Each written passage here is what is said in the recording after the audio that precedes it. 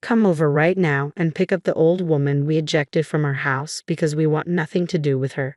About a month after my father's funeral, Jackson called unexpectedly. He had kicked my mother out and demanded that I take care of her from now on. I was stunned, unable to immediately grasp the situation. Are you kidding? You didn't actually kick my mom out of the house. Come see for yourself, I exclaimed, bewildered. Oh, and I let her take Dad's memorial tablet, Jackson added casually. I was taken aback. Why would you do something so heartless? Mom's just a burden now that we can't get Dad's inheritance. I have no use for Mom, Jackson retorted callously. She's just a poor burden, isn't she? I was shocked. It turned out that my late father had left behind debts, and after settling them, there was no inheritance left. Worse still, Jackson and his wife had been living in the family home all this time. It was outrageous. It's getting dark soon. If you don't come to pick her up, Mom will be sleeping on the streets, Jackson warned. How could you be so cruel? I'll never forgive you for this, Jackson, I shouted, but he hung up without a word. Subsequent calls went unanswered. When I finally reached my mother, she confirmed everything Jackson had said. Angry and worried, I had no choice but to drive over to where she was. I am Lily, a 27-year-old woman in a hurry. 3 years ago, I married Mason, who is the same age as me, and we've been living together since. At the beginning of our marriage, we lived with my parents in the family home. But 2 years ago, Jackson and his wife abruptly moved in, claiming our presence made the place crowded. My older brother Jackson, 8 years my senior, has always been selfish, but his marriage seems to have amplified that trait. Our family home, where I was born and raised, is a spacious mansion inherited from my grandfather with extensive land. There should be no discomfort in living together. I was not satisfied with the situation and argued with Jackson, but my husband, who hates conflicts, urged us to leave. Around that time, my father was diagnosed with cirrhosis of the liver, which had already significantly worsened. I wanted to spend his last moments with him, but that didn't happen. The disease consumed my father rapidly, and he passed away a month ago. My heart ached, knowing that my mother must be in much more pain than I was to have my own brother treat us this way amidst all the fresh sorrow. It was pitiful. What would happen next was truly shocking. An hour later, when we arrived at our family home, my mom was sitting desolate on a suitcase in the garden. The front door was locked. Jackson, she said, had taken her keys, using my set of keys. I opened the door and entered with my mom. Jackson and Olivia were sprawled on the sofa, nonchalantly watching TV. Is this some kind of joke? I demanded. How did you get in? I used my key to open the front door. Isn't it obvious? Jackson replied dismissively. Slipped my mind. Leave your key, take the old lady, and go. This isn't funny. How can you be watching TV after kicking your own mother out of the house? I retorted. Besides, if the house remained even after Dad's debts were paid off, Mom has a right to live here. Huh? What are you talking about? Jackson scoffed. Infuriated by his dismissive attitude, I stood in front of the TV. Mom has a right to inherit this house. If you can't live with her, you should be the one to leave, I insisted. Shut up. This house is mine. Dad gave it to me when he was alive, Jackson snapped back. Don't act smart without knowing anything. What do you mean? There's no way Dad gave this house to you before he died, I countered. Mom also looked puzzled, shaking her head in disbelief. Jackson smirked and got up from the sofa, bringing out an envelope from a room in the back. Look at this. What's this? I asked, taking the envelope. Inside were documents proving the inheritance prepared by a judicial scribe, along with his real estate ownership certificate. He said that the property had been transferred to his name a month before Dad passed away, Jackson announced triumphantly. Mom and I were shocked as we looked at the documents. Why would Dad do something like this? I murmured, feeling a mix of confusion and betrayal. Asking a departed person didn't yield an answer. I sighed, looking at his picture. Why would Dad hand over the house to Jackson without discussing it with Mom? Jackson simply shrugged, a smug grin on his face. I'm his favorite, of course, Jackson boasted. I told him that Mom would take the house once he passed away, so he gave it to me while he was still alive. That can't be. I can't believe it. Open your eyes and face the reality, I exclaimed in disbelief. No matter how many times we checked the document, the property was in Jackson's name. All this just for a house, my mom muttered in disbelief. Is there no other inheritance? Nothing left for Mom? Be glad that the debts are cleared, Jackson retorted. This can't be real.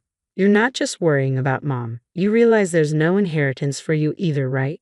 The bank card he handed over contained only a few dollars. I wasn't after Dad's inheritance, but it was a shock to learn that he had left me nothing. This is too cruel, I muttered, feeling a mix of frustration and sadness. To add insult to injury, Olivia was laughing heartily, seeing our dejection. Now get lost, you poor people. You have no business here, she sneered. Jackson and Olivia forcibly drove us out of the house. Ouch, that hurts, Mom cried out as she fell and scraped her palm when they pushed us out. Blood seeped from the wound as I wrapped her hand in my handkerchief.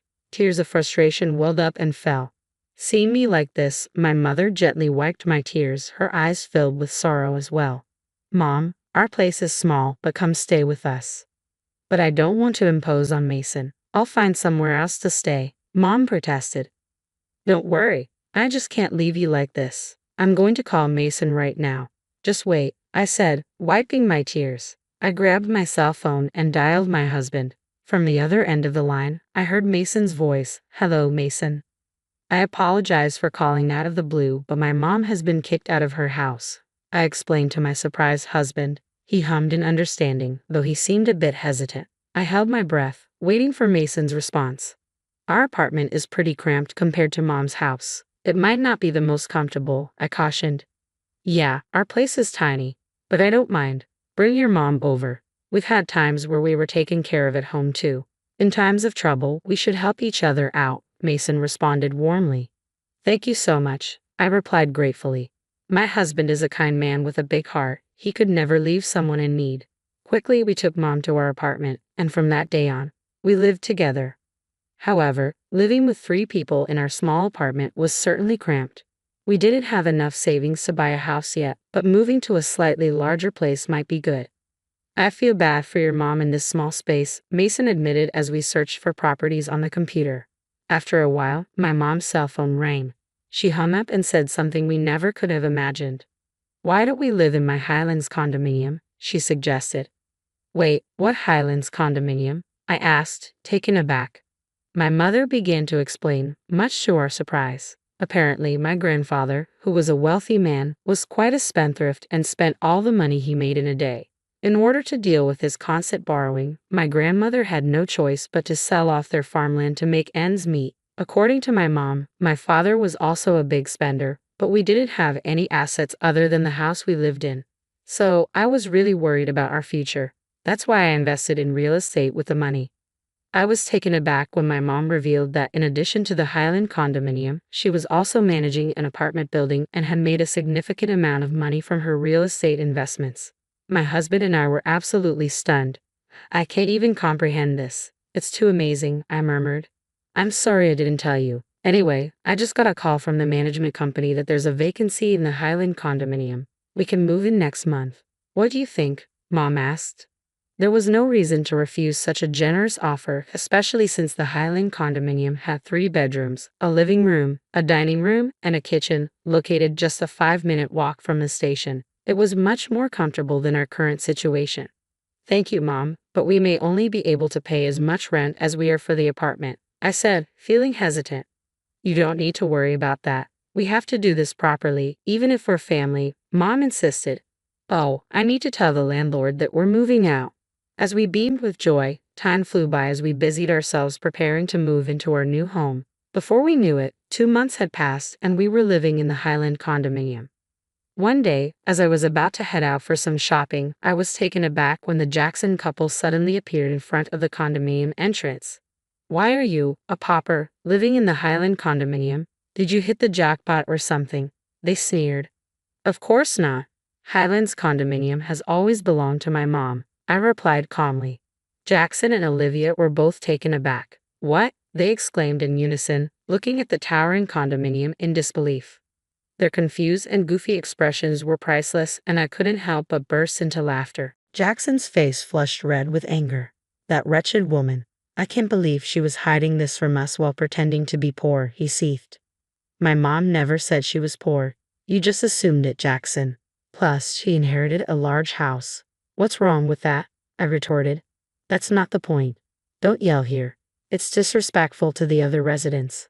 Ignoring his outbursts, I continued. Besides, how did you know I was here? Jackson said that when he couldn't reach my mother, he tracked her down using her mobile phone's location. Olivia explained. Why are you trying to contact Mom now after kicking her out? I bet it's something nasty again, I accused. Regardless, I insisted on seeing my mother. Let me in now. You must be joking. If you hurt Mom again, I couldn't bear it. If you have something to say, you can tell me, I added firmly. But the Jackson couple kept insisting on seeing my mother without revealing why. They seemed rather flustered. Weren't you living comfortably in your huge family house, just the two of you? I pressed. It's none of your business, Jackson snapped. Fine, if you don't want to tell me, that's okay. I have to go now. Bye, I said, trying to walk past them. Suddenly, Jackson grabbed my arm tightly. Ouch. Let me go, I exclaimed. Just call Mom, he demanded. Absolutely not. I'll call the police, I threatened. But Jackson scoffed at me. There's no way the police would come for a simple family argument. Even if they did, there's no way you could sue me for just grabbing your arm. I had to admit, he had a point. Calling the police over something so minor might not only be futile but also disruptive to others. Feeling bad, I ended up not saying anything. Fine, I'll tell my mom, but only if you tell me why you're here. I relented. Jackson and Olivia hesitated before Jackson spoke up. The utility bills for that house are ridiculous. Just for the AC, the electric bill is $500. This is no joke. Their old traditional style house had more than 8 rooms, so it was no surprise that utility costs were high. But even so, a $500 electricity bill seemed a little steep, especially considering it was a particularly hot summer. I thought you would have known that from the start. How would we have known? Mom used to pay the bills. Jackson scratched his head frantically while Olivia fumed. Do you know the property tax for that house is $5,000 a year? Olivia added, exasperated. What? I can't believe you didn't know. Why would an old house like that cost so much? How are we supposed to pay that? Our house is old and has a large yard, so it's only natural that it would cost a lot to maintain, I pointed out. And apparently it costs more in taxes to give away property while you're alive than after you pass away. This is going to be tough going forward. Wait, is that true? Jackson asked incredulously. Seeing the stunned expressions on the Jacksons' faces, I explained that this was all true information I had heard from my mom. The color drained from the Jacksons' faces. Olivia burst out in anger. It's your fault for not doing your homework. They started fighting right in front of me. After all the trouble we went through to get Dad to change the name on the house. This is too much, Jackson complained. That's what you get for doing something so underhanded, Olivia retorted. But even Dad said clearly that it would be better to give it to me than to your mom. I can't believe it, I muttered, shocked into silence as I realized that my father had disregarded my mom and me. Seizing the moment, Jackson made an outrageous request. You can have the house. Let's exchange it for this Highlands condominium, he proposed. What are you talking about? This isn't mine. It belongs to Mom. Please talk to Mom for me. I beg you. I promise to pass on your message. Nothing more, I pleaded. What the hell is that supposed to mean? Jackson snapped, his tone incredulous. Feeling ridiculous for even engaging with them, I gave up on shopping and started to head back into the Highlands condominium through the entrance. But the Jacksons tried to follow me, their audacity leaving me speechless. I'll sue you for trespassing, I threatened. You just told us that wouldn't be a legal issue, Olivia countered. It seemed like they wouldn't get the message until they suffered a real consequence. Exasperated, I called out to the management office next to the entrance. Excuse me, could you please call security? Someone who's not a resident of the Highlands condominium is trying to force their way in, I explained. The security guard, who was on standby 24/7, came running immediately. With a large security guard in front of them, the Jacksons were startled. I warned them once again to avoid the same thing happening in the future. I didn't call the police just now because you only grabbed my arm. But if you try to use force or enter the Highlands condominium again, I will really call the police, okay? I cautioned. We beg you, don't do that. If I even catch a glimpse of you, I'll report it. So go back to your mansion that you got from Dad. Got it? I added firmly. Apparently scared of the police, the Jacksons hastily retreated. I went back to my apartment and told my mother about the exchange with the Jacksons. But why did Dad let Jackson inherit the house? I wondered, feeling downcast. Mom smiled. Dad must have known what he was doing. When Dad let Jackson and her inherit the house, he didn't want to burden me or you, Lily. Even though Dad was indifferent about money, he cared for me a lot. Of course, he always said he loved you, Lily, so much. I was overjoyed to hear that my father felt that way about me. When my mom heard about the inheritance from Jackson, she muttered, "Are you going this far?" Because she realized that he had given a severe punishment to Jackson, who was always self-centered.